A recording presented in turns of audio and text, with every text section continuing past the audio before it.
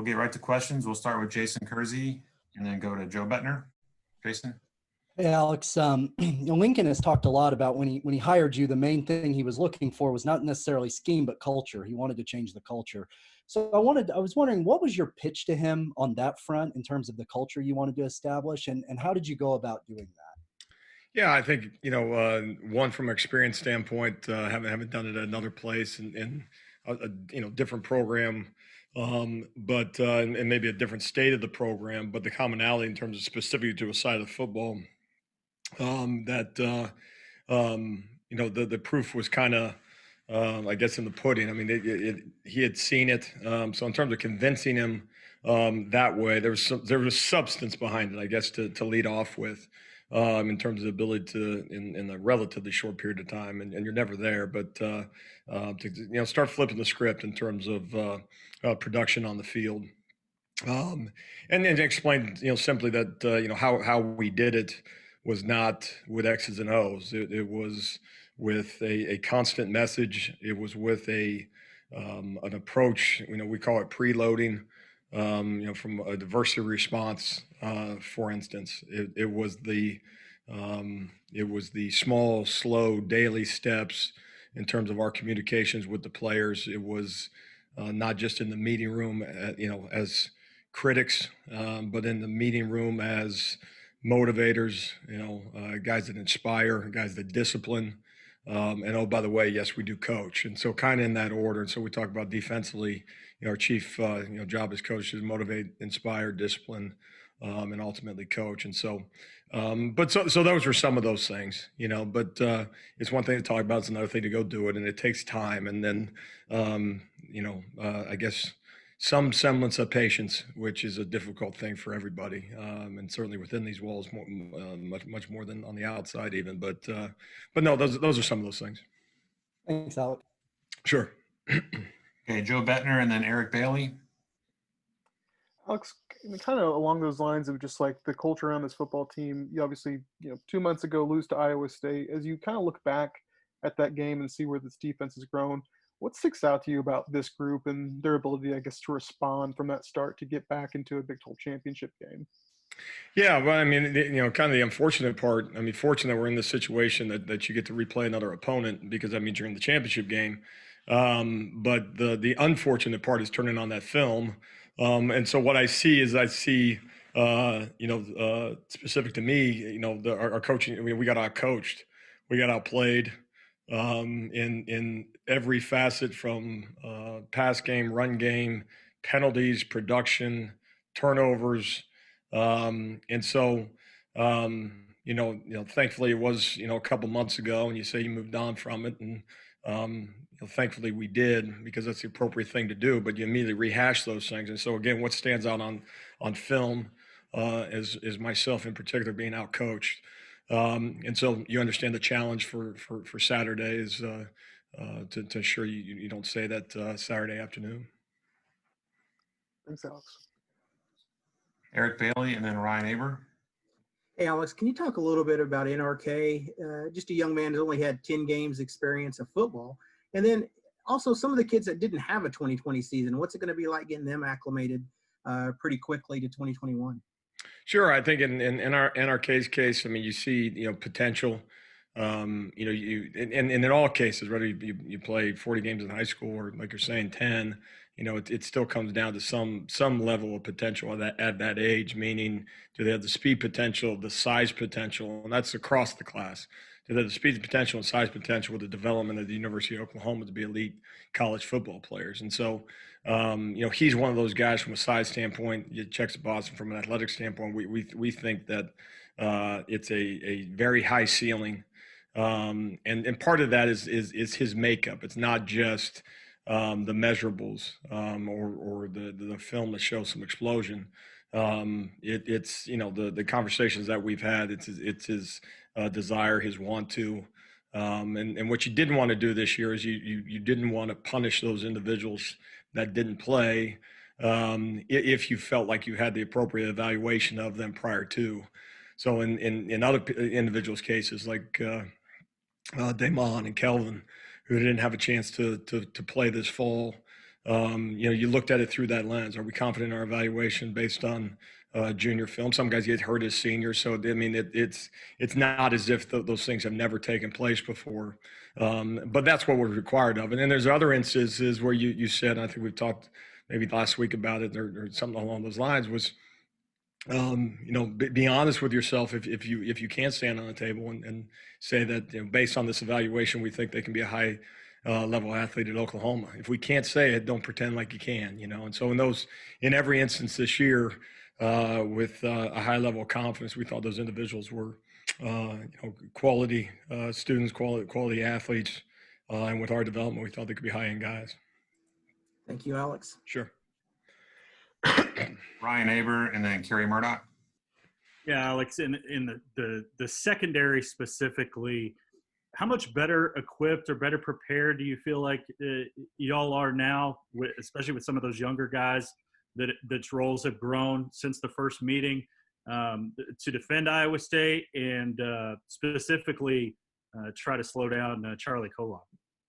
Yeah, the ability to play, and not just play, but get quality snaps out of a number of individuals at all levels of our defense. But as you ask about the secondary, that when you do go back to that game, it was basically a one deep situation for us.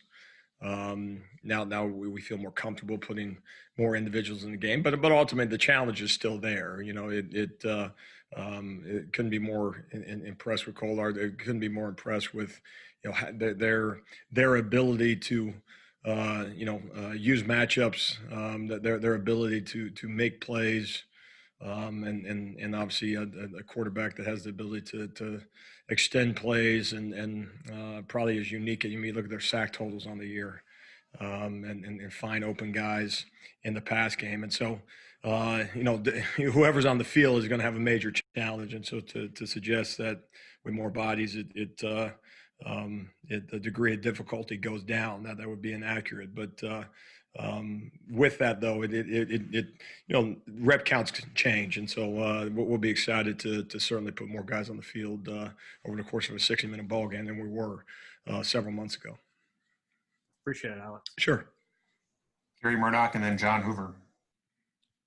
Alex, I mean, I know you went through it last year.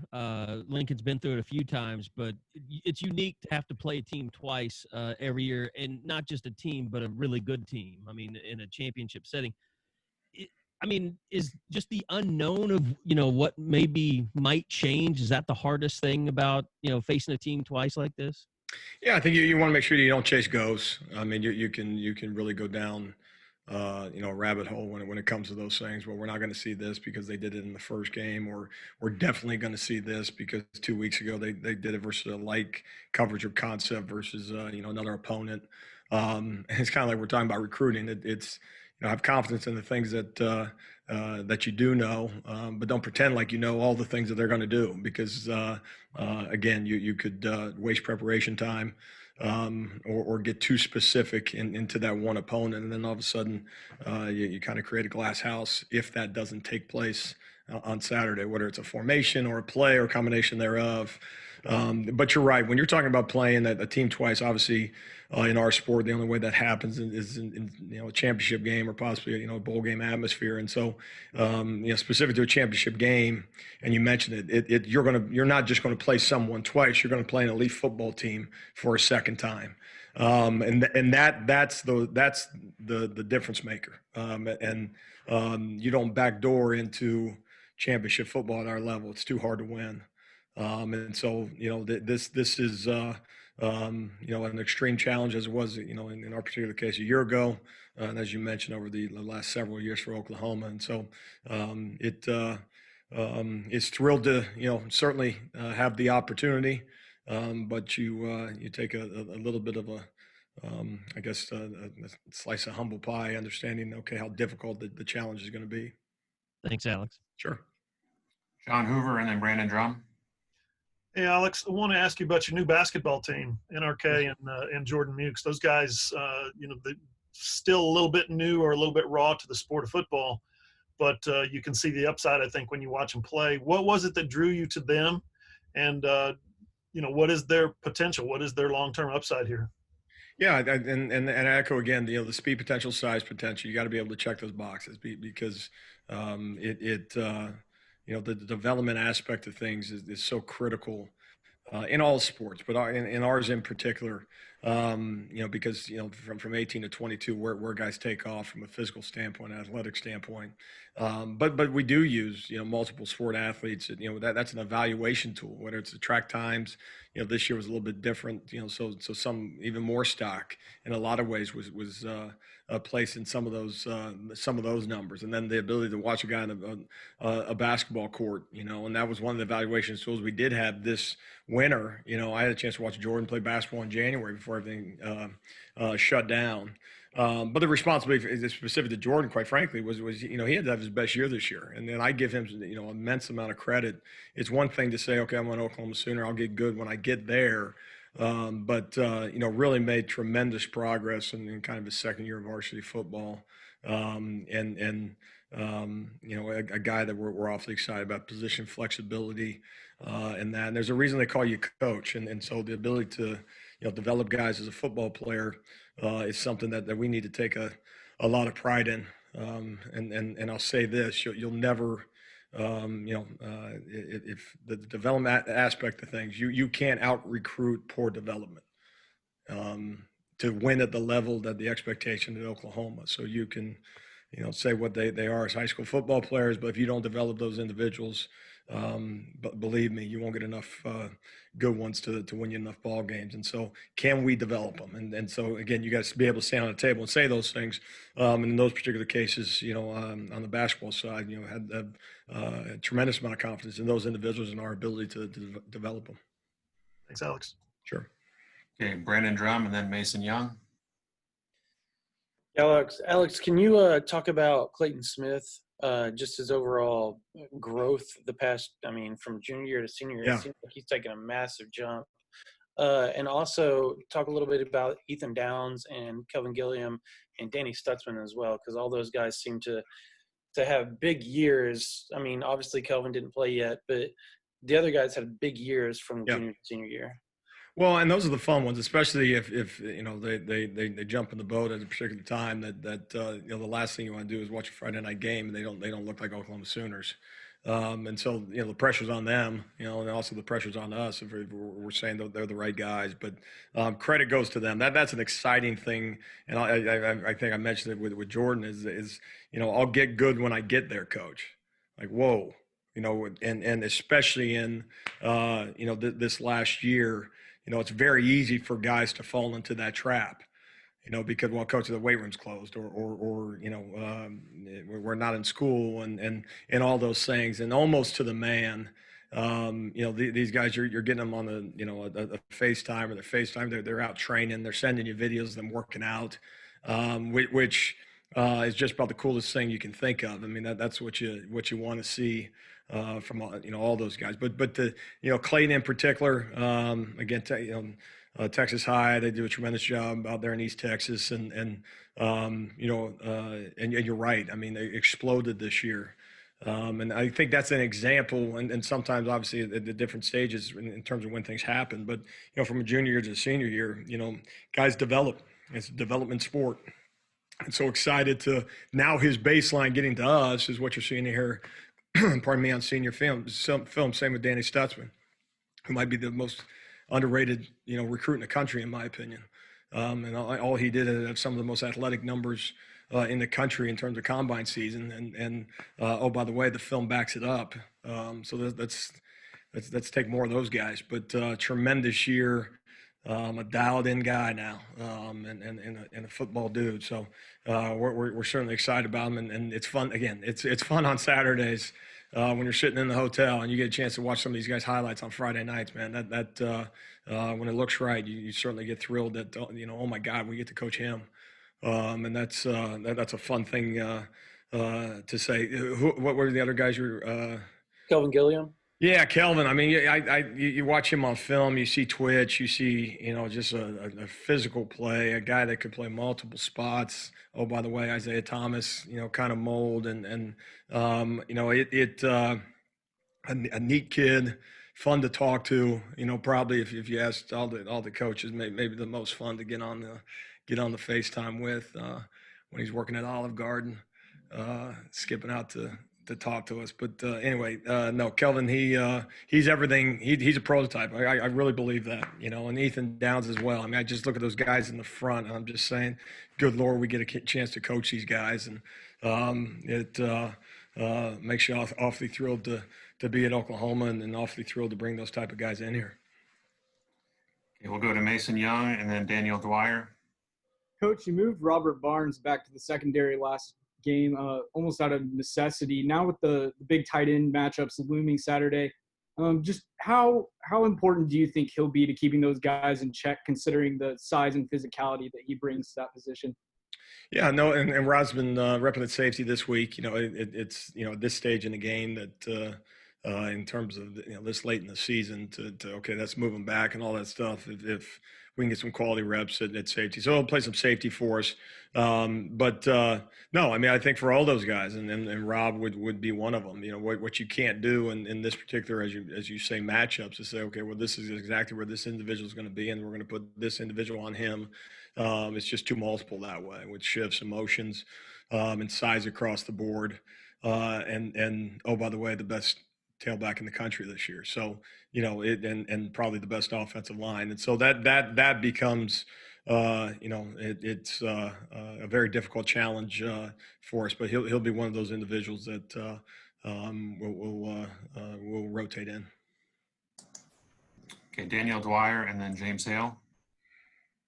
Alex, I wanted to ask you, you talk about just kind of exhausting all those different efforts, looking at track times, watching guys on the basketball court, just whatever you can do, given the challenges 2020 has presented. But we see you climbing with this speed D and bringing your scheme in here in year two. Do you have any concerns about some of the guys that you're bringing in and just not having that face-to-face interaction like you normally would, or being able to evaluate them in person, that there might be some challenges ahead with getting them to fit in? Are there any concerns about maybe the future of the program when you're looking at what you've had to overcome in the recruiting process this year? Yeah, no, I think it's a great question. I think with the individuals that we signed, that might, you never have a crystal ball with anybody, but I think with the individuals we signed, I would say, that wouldn't be the case from a concern standpoint. There's some individuals that we didn't sign because concerns in terms of those evaluations. There's certain coaches are very, very comfortable with, okay, there's the video, let's get them on board and see what we got. For us, we try to be very selective that way. And I mentioned it before, just be very honest with ourselves in terms of what we don't know. Because the last thing you want to do is that let's find out day one when they walk on campus that they're lacking in a certain area. And so, I mean, Damon Harmon, for instance, okay, well, go watch him dunk a basketball. I'm pretty confident he has explosion, and so just those things, for instance, and then, and the ability to communicate, just as you and I are doing right now, is so unique, and probably in some ways a little bit more organic, maybe, because it's not so forced. You're not in their living room. They feel more comfortable, and we probably have more conversations because of it. I go back to the quarantine days is they didn't have a whole lot going on, and neither did we. And so we did this more than you think, and probably, and quite frankly, more than a normal year. And so in so many ways, from a personality standpoint, you may even know the kids a little bit more. Now there's obviously, certain things and from whether it's a personality standpoint or communication standpoint that you lack doing it, obviously in this form, but no, but that's certainly factored into some individuals that we didn't take, and you got to live with that. But understanding that it's the players you don't get don't affect you for the next 4 years. It's the ones you bring in, and so kept that in mind throughout the process. Thanks, Alex. Sure. Okay, a couple more here. James Hale and then Keegan Renault. Alex, Breece Hall is the most productive running back. We've often talked about your effort to try to turn a team into a one-dimensional offense. With his ability, talk about how difficult that's going to be. And Iowa State seems to have a lot of weapons, but if you can stop Hall, you would go a long way in winning that game, probably. Yeah, and you're realistic. I mean, it's one to have the motive. It's another thing to ultimately get it done. And there won't be, to shut him down, to shut down their offense. It's too quality that way. They're too well coached. Coach Manning does a great job. Tom Manning, obviously Coach Campbell. I mean, that entire staff. You talk about an extremely well coached outfit. They have answers. And they have it in the run game. They have it in the pass game. They have it by using the playmakers they have. They have a quarterback in Purdy that has an extreme confidence about him. And so to circle, as you're saying, to circle one thing. Okay, we'll just take that away. Believe me, they're not going to allow us to. And so that's doesn't mean you don't swing the bat at it, but in the same token, you don't go into it with that frame of mind and say, okay, well, they're not going to do this. They're too good. He's too good to suggest you can get that done. Which means what? It means it's a back and forth battle, and we have to make sure we make our lot of plays just like they're able to. Thanks, Alex. Sure. And we'll go to Keegan Renault. Yeah, Alex, didn't get a chance to ask Lincoln this, but you guys, I don't know if it was offensively, you guys were able to get into Dent, Ryan, and Duncanville, but it seems like the past 2 to 3 years at Oklahoma, they've been getting into places in high schools that they have been able to get into before. How much is that going to help you guys moving forward? These schools have obviously, 5, 6 high-level Division I guys each and every year. Just how important was it for you guys to kind of get in there, maybe break some more doors that you haven't been able to get into? Yeah, no, that's interesting, especially at as you mentioned, schools of that stature, and what is always important is that you're not looking to take number 10 on their board. Better not be number 1 on your board. So you're talking about recruiting the elite of the elite, and you're talking about elite programs that way. And Billy Bowman, who as I tell him, he may break my heart and play offense. I only talk to him about playing defense, real candidly that way. But so I've gotten to know him over the course of the process. But no, I think for guys to get a map out when nobody does anymore, but go Google I-35, find it in your hometown and head north. You can't miss us, and it's probably a whole lot closer than you think. So that those programs, being so close, certainly I think it's appropriate on their part to send some guys north as well.